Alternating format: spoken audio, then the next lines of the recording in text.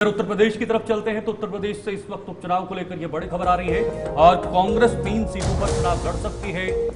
आपको बता दें कांग्रेस पहले पीछे थी, लेकिन अब जाकर उपचुनाव में कांग्रेस भी एक्टिव नजर आ रही है और फूलपुर सीट से कांग्रेस अपना प्रत्याशी उतार सकती है। कांग्रेस के लिए सपा जो है वो फूलपुर सीट छोड़ सकती है। ये इस वक्त की बड़ी खबर उत्तर प्रदेश से। उत्तर प्रदेश के उपचुनाव को लेकर 9 सीटों पर ये उपचुनाव होने हैं और देखना होगा कि ये 9 सीटों पर उपचुनाव जब होंगे तो इस पर कौन किस पर भारी पड़ेगा, क्योंकि लोकसभा चुनाव में एक बड़ा परिवर्तन जो हुआ था जिसमें समाजवादी पार्टी ने सबको चौंकाकर उत्तर प्रदेश के अंदर बड़ी पार्टी बनकर उभरे थे और कई सांसद समाजवादी पार्टी ने जीते थे।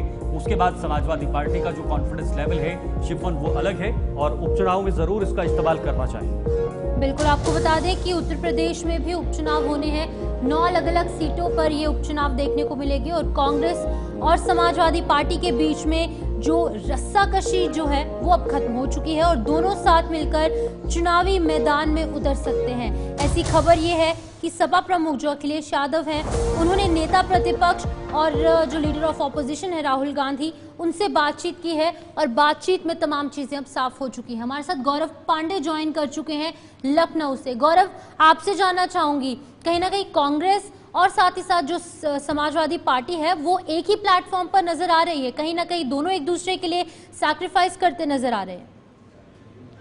बिल्कुल, देखिए इस बात में कोई दो राय नहीं है कि उत्तर प्रदेश के विधानसभा चुनाव में अक्सर, माफ कीजिएगा, उत्तर प्रदेश में जितने भी चुनाव हुए हैं, चाहे वो विधानसभा का हुआ हो, चाहे उपचुनाव हुआ हो, लोकसभा की सीटों का चुनाव हुआ हो, ज्यादातर समाजवादी पार्टी और कांग्रेस ने आपस में गठबंधन किया है। जैसा कि हमने पिछली बार देखा कि लोकसभा के इलेक्शन में समाजवादी पार्टी और कांग्रेस ने गठबंधन किया और समाजवादी पार्टी को उसका पूरा फायदा मिला। एक बड़ी पार्टी बनकर उत्तर प्रदेश में वो उभरी है और ऐसे में अब एक बार ये बात फिर से सामने आ रही है कि वो खासकर फूलपुर सीट जो है उसमें कांग्रेस अपना प्रत्याशी उतारेगी। बाकी सभी सीटों पर समाजवादी पार्टी और कांग्रेस दोनों लोग मिलकर आपस में लड़ेंगे, लेकिन इसका कहीं ना कहीं खामियाजा भुगतना पड़ सकता है भारतीय जनता पार्टी को, क्योंकि भारतीय जनता पार्टी जितने भी कैंडिडेट जिन 9 सीटों पर उतार रही है उन सभी सीटों में से 3 सीटें ऐसी हैं जिसमें से समाजवादी पार्टी का कब्जा पहले से रहा है।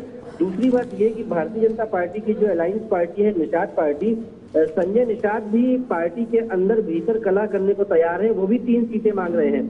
ऐसे में भारतीय जनता पार्टी के पास अपने लोगों को समझाने का समय बहुत कम बचा है और वहीं दूसरी तरफ तैयारी कर चुकी है समाजवादी पार्टी और कांग्रेस इस बार उपचुनाव में बीजेपी को मात देने की।